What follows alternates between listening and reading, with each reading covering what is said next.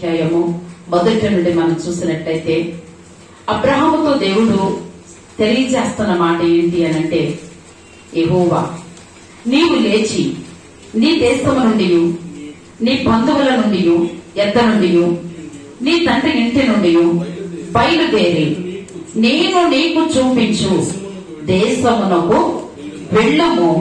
నిన్ను గొప్ప జనముగా చేసి నిన్ను ఆశీర్వదించి నీ నామమును గొప్ప చేయుదును. దేవునికి మహిమ కలుగును గాక. మొట్టమొదట అబ్రహాముతో దేవుడు చెప్తున్న మాట ఏంటంటే, మొట్టమొదటి నీ దేశమును విడిచిపెట్టాయి, నీ బంధువులను విడిచిపెట్టాయి, నీ తండ్రి ఇంటి వారిని విడిచిపెట్టాయి, నేను నీకు చూపించు దేశమునకు వెళ్ళాలి. అసలు ఎందుకు వెళ్ళాలి? అక్కడ దేవుని యొక్క ఉద్దేశం ఏదో ఉన్నది. అబ్రహామును బట్టి అనేకులను దేవుని త్రిప్పాలన్నది దేవుని యొక్క ఉద్దేశం. అబ్రహాము ద్వారా అనేకులను దేవుడు మార్చాలని ఒక ఉద్దేశంతో దేవాది దేవుడు అబ్రహాముకి ఈ విధముగా తెలియజేస్తా ఉన్నాడు. మొట్టమొదట మన దేశములో లేకపోతే మన ఇంటిలో మన బంధువులలో మనకు ఒకలాంటి గుర్తింపు లేకపోవచ్చు, మనకు ఒకలాంటి గౌరవం లేకపోవచ్చు. కానీ దేవుని దృష్టిలో పడితే గనుక, దేవుని కనుచూపులో మనం ఉంటే గనుక, దేవుని యొక్క సహాయం మనం అనుభవిస్తే గనుక నీ జీవితంలో ఎప్పటికీ దేవుడు నీకు ఇచ్చిన కీర్తి నిన్ను వెంటాడుతూ ఉంటారు. ఆమేన్. దేవునికి స్తోత్రం. అబ్రహాముతో దేవుడు అంటూ ఉన్నాడు, దేవునికి స్తోత్రం, నేను గొప్ప జనముగా చేస్తాను. ప్రారంభంలో చెప్తున్న మాట, నేను ఎలా చేయబోతున్నానంటే, ఎందుకు నీ దేశాన్ని వదలమంటున్నాను, ఎందుకు నీ బంధువులను విడిచిపెట్టమంటున్నాను, ఎందుకు నీ తండ్రి ఇంటిని విడిచిపెట్టమంటున్నానంటే, నిన్ను ఒక గొప్ప జనముగా చెయ్యాలన్నదే నా ఉద్దేశం. నిన్ను గొప్ప జనముగా చెయ్యాలి అనంటే నువ్వు వదులుకోవలసినవి వదులుకోవాలి, నువ్వు విడిచిపెట్టవలసినవి విడిచిపెట్టాలి, నేను వెళ్ళమన్న చోటుకు నువ్వు వెళ్ళాలి, నేను చెయ్యమన్నది నువ్వు చెయ్యాలి అన్నట్లుగా యెహోవా అబ్రహాముతో మాట్లాడుతూ ఉన్నాడు. దేవునికి స్తోత్రం. ఇంకొక మాట అంటున్నాడు, గొప్ప జనముగా చేయటమే కాదు, అసలు నిన్ను ఎలా చేయాలనుకుంటున్నానంటే నిన్ను ఆశీర్వదించెదను. ఆమేన్. ఒకటి, నిన్ను గొప్ప జనముగా చేయుదును, నిన్ను ఆశీర్వదించి నీ నామమును గొప్ప చేయుదును. నీ నామము అంటే దేవుని నామము, ఆయన నామముగా చేసేస్తున్నాడు దేవుడు. హల్లెలూయా. దేవుడు అంటూ ఉన్నాడు, నా నామము జ్ఞాపకార్థముగా నుండి ప్రతి స్థలంలోనికి మీ ఎద్దకు వస్తాను అన్నాడు. నా నామముల దెయ్యములను వెళ్ళగొట్టుదురు అన్నాడు. నా నామములో మీరేమి అడిగినను నేను దాన్ని చేస్తాను అన్నాడు. అంటే యేసయ్య నామమే అబ్రహాము నామముగా చేసేస్తామన్నాడు. దేవుని నామమే మన నామముగా చేసేస్తామన్నాడు. ఆయన నామములో అడిగి పొందుకునే అర్హత దేవుడు మనకి ఇస్తామన్నాడు. అదే మాట అబ్రహాముతో దేవుడు చెప్తూ ఉన్న మాట ఏంటంటే, దేవునికి స్తోత్రం, నీ నామమును గొప్ప చేయుదును, నువ్వు ఆశీర్వాదముగా ఉండు. ఆమేన్. ఆశీర్వాదం అంటే ఏదో కాదు, నీవే ఒక ఆశీర్వాదంగా ఉంటావు. నా నామమే నీ నామముగా చేస్తాను. నా నామములో నువ్వేది అడుగుతావో అదెల్లానికి నేను ఇస్తాను. ఒకవేళ ఆశీర్వాదం ఎక్కడో ఉంది అని అనుకుంటున్నావేమో, ఆ ఆశీర్వాదం అనేది నీ నోటులోనే ఉంచాను.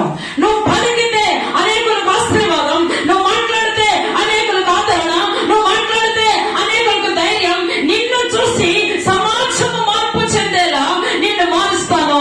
అయితే నువ్వు ఎక్కడి నుండి రావాలంటే నీ దేశమును వదిలి, నీ బంధువులను వదిలి, నీ తండ్రి ఇంటిని వదిలి, మన జీవితంలో వదిలికోవలసిన వదులుకుంటేనే మనలను గొప్పవారిగా చేయబోతున్నాడు యేసయ్య.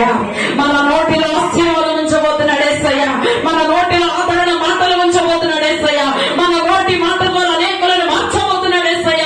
మన నోటి మాట ద్వారా అనేకులను దీవించబోతున్నాడు యేసయ్య. మన నోటి మాట ద్వారా అద్భుతాలు చేయబోతున్నాడు యేసయ్య. గొప్ప జనముగా చేయబోతున్నాడు. ఆనాడు అబ్రహామునే కాదు, ఈనాటి వరకు నిన్ను నన్ను కూడా ఆ విధముగా చేయాలన్నదే దేవుని యొక్క ఉద్దేశం అని మీకు తెలియజేస్తా ఉన్నాను. దేవునికి స్తోత్రం. హల్లెలూయా. నీవు ఆశీర్వాదముగా ఉండవు, నిన్ను ఆశీర్వదించు వారిని ఆశీర్వదిస్తాను. హల్లెలూయా. నిన్ను ఎలా మార్చేస్తానో తెలుసా? ఆశీర్వాదం నీ నోటిలోనే ఉంచుతాను. నువ్వు ఆశీర్వదిస్తే అనేకులు ఆశీర్వదించబడతారు. నిన్ను ఆశీర్వదించు వారిని నేను కూడా ఆశీర్వదిస్తాను. నిన్ను దూషించు వారిని నేను శపిస్తాను. అంతటి ఆధిక్యత నేను నీకు ఇవ్వబోతున్నాను. అయ్యో, నేను దేశమును విడిచి వెళ్తూ ఉన్నానే, నా బంధువులను విడిచి వెళుతున్నానే, నా తండ్రి ఇంటిని విడిచి వెళుతున్నానే, అసలు నాకు సపోర్ట్ గా ఎవరైనా ఉంటారా, నా పక్షముగా ఎవరైనా మాట్లాడతారా, ఏదైనా జరగకూడదు జరిగితే గనక ఎవరైనా నాకు న్యాయం చేస్తారా అని ఒకవేళ నువ్వు అనుకుంటావేమో. ఎవరైనా నేను దూషిస్తే కూడా నేను వారిని తప్పించేస్తాను. పిలిచింది నేను, పంపేది నేను, ఏర్పరచుకున్నది నేను అని అబ్రహాముతో దేవుడు మాట్లాడుతూ ఉన్నాడు. దేవునికి మహిమ కలుగును గాక. హల్లెలూయా. ఇంకా ఏమంటా ఉన్నాడండి, భూమి యొక్క సమస్త వంశములు నీ యందు ఆశీర్వదించబడునని అబ్రహాముతో చెప్పిన. అబ్రహాముకి ఎంతటి ఆధిక్యతను అధికారమును దేవుడిస్తున్నాడండి. భూమి యొక్క వంశాలన్నీ కూడా నీ వల్లే ఆశీర్వదించబడతాయి. ఈ భూలోకములో ఉన్న ప్రజలు, ఆ ప్రజలకి నాకును మధ్యవర్తిగా నీవున్నవే. నువ్వు ఏది అడుగుతావో అదే నేను చేస్తాను. ఎవరిని దీవించమంటే వారిని దీవిస్తాను. ఏ ప్రాంతాన్ని ఆశీర్వదించమంటావో ఆ ప్రాంతాన్ని ఆశీర్వదిస్తాను. ఏ దేశాన్ని ఆశీర్వదించమంటావో ఆ దేశాన్ని ఆశీర్వదిస్తాను. సమస్త వంశములన్నీ కూడా నీ వలనే నేను దీవిస్తానని దేవుడు చక్కని మాటలు అబ్రహాముకి తెలియజేస్తా ఉన్నాడు. ఆమె దేవుడికి స్తోత్రం. అయితే దేవుడు అబ్రహాము యొక్క మాటని విని బయలుదేరాడండి. హల్లెలూయా. దేవునికి మహిమ కలుగును గాక. బయలుదేరుతూ ఉన్నప్పుడు నిజంగానే ఆయన జీవితంలో చాలా పరిస్థితులు ఎదురవుతూ ఉన్నాయి. 12వ అధ్యాయం 10వ వచనం మనం చూసినట్లయితే దేవునికి స్తోత్రం. అప్పుడు ఆ దేశంలో కరువు వచ్చాను. ఆ దేశంలో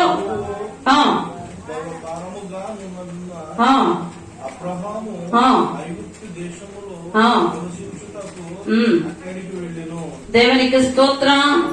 అయితే అతని జీవితంలో ప్రారంభమయ్యింది కరువు ప్రారంభమైంది. దేవుడు చెప్పింది ఏంటి? అయ్యో దేవుడు ఆశీర్వదిస్తానన్నాడే, నా నోటిలో ఆశీర్వాదం ఉంచుతానన్నాడే, నేను ఎవరిని ఆశీర్వదిస్తే వారిని ఆశీర్వదిస్తానన్నాడే. అయితే మొట్టమొదటి ఒక సమస్య వచ్చింది, కరువు అనేది చూడవలసి వచ్చింది. కరువు వచ్చినంత మాత్రాన అయ్యా నువ్వు చెప్పిందేంటి, ఇక్కడ జరిగేదేంటి, ఇక నాకు అక్కర్లేదు, నా బంధువుల దగ్గరికి వెళ్ళిపోతాను, నా తండ్రి ఇంటికి వెళ్ళిపోతాను, నా దేశానికి వెళ్ళిపోతాను అని వెనుతిరగలేదు అబ్రహాము. దేవునికి స్తోత్రం. హల్లెలూయా. అబ్రహాము చేసిన పని ఏమిటి అని మనం చూసినట్లయితే 12వ అధ్యాయము 8వ వచనం చదువుదాం. అక్కడ నుండి అతడు బయలుదేరి 12వ అధ్యాయం 8వ వచనం. అక్కడ నుండి అతడు బయలుదేరి బేతేలుకు తూర్పునున్న కొండకు చేరి పడగటినున్న బేతేలుకును తూర్పునున్న హాయికి మధ్య గుడారం వేసి అక్కడ యెహోవాకు బలిపీఠము కట్టి యెహోవా నామమున ప్రార్థన చేసెను. హల్లెలూయా. నా నామమే నీ నామముగా చేస్తానని దేవుడు వాగ్దానం చేస్తాడు. ఒక బలిపీఠము కట్టాడు. అబ్రహాము యెహోవా నామం పేరట ప్రార్థన చేస్తా ఉన్నాడు. అతని జీవిత పయనాన్ని కొనసాగిస్తా ఉన్నాడు. అయితే ఏం జరిగింది అనంటే 10వ వచనం. అప్పుడు ఆ దేశంలో కరువు వచ్చెను. ఆ దేశంలో కరువు భారముగా ఉన్నందున అబ్రహాము ఐగుప్తు దేశంలో నివసించుటకు అక్కడికి వెళ్ళాను. అతడు ఐగుప్తులో ప్రవేశించుటకు సమీపించినప్పుడు అతడు తన భార్య అయిన సారాయితో, ఇదిగో నీవు చక్కని దానివని ఎరుగుదును, ఐగుప్తీయులు నిన్ను చూసి ఆమె అతని భార్య అని చెప్పి నన్ను చంపి నిన్ను బ్రతకనిచ్చేదేమో. దేవునికి స్తోత్రం. అసలు దేవుడు చక్కటి వాగ్దానం దయచేశాడు. దేవునికి మహిమ కలుగునగాక. నా నామమే నీకు తోడుగా ఇస్తాను అన్నాడు, నేను ఆశీర్వదిస్తాను అన్నాడు. అన్ని అభయాలిచ్చి అబ్రహామును పంపించాడు. మానవుల యొక్క జీవిత విధానం ఇది. అంటే ఏదో ఒక భయము మనిషిని భయపెడుతూ ఉండాలి, ఏదో ఒక భయము మనిషిని కృంగదీస్తా ఉంటది, ఏదో ఒక భయము మనిషికి ఆందోళన కలిగిస్తా ఉంటది. అదే భయము అబ్రహాముకి కలిగింది. అబ్రహాము కూడా అంటూ ఉన్నాడు, అతని భార్యతో ఏమంటూ ఉన్నాడంటే, అతడు ఐగుప్తులో ప్రవేశించడానికి సమీపించినప్పుడు అతడు తన భార్య అయిన సారాయితో, ఇదిగో నీవు చక్కని దానివని ఎరుగుదును, నువ్వు చాలా అందమైన దానివి నాకు తెలుసు. అయితే ఈ ఐగుప్తీయులు నువ్వు నా భార్య అని తెలిస్తే గనక నన్ను చంపేసి నిన్ను ఉండనించుకుంటారు. కాబట్టి ఏమని చెప్పమన్నాడు? నీ వలన నాకు మేలు కలుగునట్లు నిన్ను బట్టి నేను బ్రతుకున్నట్లు నీవు నా సహోదరువని దయచేసి చెప్పమనేను. అంటే అసలు పిలిచింది ఎవరో, పంపింది ఎవరో అంటే ఒకలాంటి భయం అనేది ప్రతి మనిషిని వెంటాడుతుంది. ఒకలాంటి భయం అనేది ప్రతి వ్యక్తిని వేధిస్తూ ఉండాలి. అదే భయం అబ్రహాముకి కూడా కలిగింది. నువ్వు నా భార్యవని చెప్పొద్దు, నువ్వు నా చెల్లివి అని చెప్పమన్నాడు. చదువుదాం 14వ వచనం. అబ్రహాం ఐగుప్తులో చేరినప్పుడు ఐగుప్తీయులు ఆ స్త్రీ మిక్కిలి సౌందర్యవతియు యుండుట చూచిరి. ఫరో యొక్క అధిపతులు ఆమెను చూచి ఫరో ఎదుట ఆమెను పొగిడిరి గనుక ఆ స్త్రీ ఫరో ఇంటికి తేబడేది. అప్పుడు ఆమెను బట్టి అబ్రహాముకు మేలు చేశాను. అందువలన అతనికి గొర్రెలు, గొడ్లు, మగ గాడిదలు, దాసులు, పనికెత్తులు, ఆడగాడిదలు, ఒంటెలు ఇయ్యబడేది. అయితే యెహోవా అబ్రహాము భార్య అయిన సారాయిని బట్టి ఫరోను అతని ఇంటి వారిని మహావేదనల చేత బాధించాను. హల్లెలూయా. దేవుడు అబ్రహాంకి ప్రారంభంలోనే చక్కని వాగ్దానం ఇచ్చాడు. ఇదిగో నిన్ను, ఇక్కడ పరిశుద్ధ గ్రంథంలో చాలా స్పష్టంగా రాయబడి ఉంది 12:2, నిన్ను గొప్ప జనముగా చేసి నిన్ను ఆశీర్వదించి నీ నామమును గొప్ప చేయుదును, నువ్వు ఆశీర్వాదముగా ఉంది. అసలు ఆశీర్వాదం అంటే ఏంటి? అబ్రహామునే ఒక ఆశీర్వాదంగా మార్చేశాడు. అబ్రహాము నోటిలోనే ఆశీర్వాదం ఉంచాడు. ఇదిగో నిన్ను ఆశీర్వదించమని నేను ఆశీర్వదిస్తానన్నాడు, నిన్ను దూషించమని నేను శపిస్తాను అన్నాడు. చాలా మాటలు చెప్పి యెహోవా దేవుడు అబ్రహామును పంపించాడు. అయినా అబ్రహాములో ఒక భయం ఉండిపోయిందండి. హల్లెలూయా. అయితే అబ్రహాము చూడండి, ఇక్కడ చాలా చక్కని మాట. ఈ ఫరోను దేవుడు ఏం చేశాడంట? మహావేదనల చేత బాధించాడు. ఆమేన్. దేవునికి స్తోత్రం. ఎందుకని? అబ్రహాము భార్యని ఫరో వశము చేసుకుని అతని భార్యగా చేసుకోబోతున్నాడు కనుక అది జరగక ముందే మహావేదనల చేత బాధించుతూ ఉన్నాడు. దేవునికి స్తోత్రం. చదువుదాం. అప్పుడు ఫరో అబ్రహామును పిలిచి, నీవు నాకు చేసినది ఏమిటి? ఈమె నీ భార్య అని నాకెందుకు తెలపలేదు? ఆ మహావేదనలు ఎప్పుడైతే వచ్చిందో ఆ ఫరో రాజుకి అర్థమైపోయిందంట, అమ్మో ఈమె నీతి గల జనములా ఉంది, ఈమె యథార్థవంతురాల్లా ఉంది. ఏదో ఈ నీతి గల జనం నా ఇంటికి తేబడినప్పుడు అసలు ఏ అపవిత్రత జరగకుండానే మహావేదన అంటే ఇంకా భరించలేని వేదనల చేత దేవుడు ఆ ఇంటిని మొత్తేస్తాడండి. హల్లెలూయా. అప్పుడు అర్థమైపోయింది, ఎవరో చెప్పనక్కర్లేకుండా అర్థమైపోయింది. అప్పుడు ఎవరిని పిలిచి అంటా ఉన్నాడంట? అబ్రహాముని పిలిచి, నీవు నాకు చేసినది ఈమె నీ భార్య, అందుకు నాకెందుకు తెలపలేదు? దేవునికి స్తోత్రం. అంటే ఎవరైనా చెప్పారా అబ్రహాము భార్య అని దేవుడు ప్రత్యక్షమై చెప్పాడా? అబ్రహాము భార్య అని పక్కన వాళ్ళు చెప్పారా? ఎవరో చెప్పకుండానే ఆ మహావేదనల చేత బాధించబడుతున్నప్పుడు అమ్మో నీతి గల జనం ఇది, నీతి గల వంశం ఇది అని అర్థమయ్యింది. అప్పుడు అబ్రహాముని ఎవ్వరూ చెప్పకుండానే పిలిచి ప్రేరేపించింది ఎవరో, చెప్పించింది ఎవరో? దేవుడే. హల్లెలూయా. ఈమె నీ భార్య అని ఎందుకు నాకు తెలపలేదు?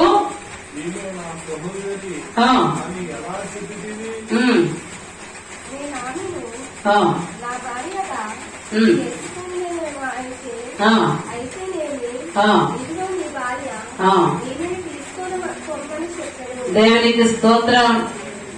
ఎంత అద్భుతమైన విషయమో. ఈమె నీ భార్య అని నాకెందుకు తెలపలేదు? ఈమె నా సహోదరిని ఎలా చెప్పితివి? నేను ఆమెను నా భార్యగా చేసుకుందనేమో, ఇంకా చేసుకోలేదు, చేసుకుందనేమో. అయితేనేమి, ఇదిగో నీ భార్య, ఈమెను తీసుకొని పొమ్మని చెప్పాను. దేవునికి మహిమ కలుగునుగాక. అంటే పిలిచిన దేవుడు విడిచిపెట్టేస్తాడండి? పిలిచిన దేవుడు మరచిపోతాడా? దేవునికి మహిమ కలుగునుగాక. హల్లెలూయా. నిన్ను నమ్మినట్లు నేను వేరే ఎవరిని నమ్మలేదయ్యా. సంఖ్యాకాండం 22వ అధ్యాయము 1 నుండి చదువుదాం. 130వ పేజీ. సంఖ్యాకాండం.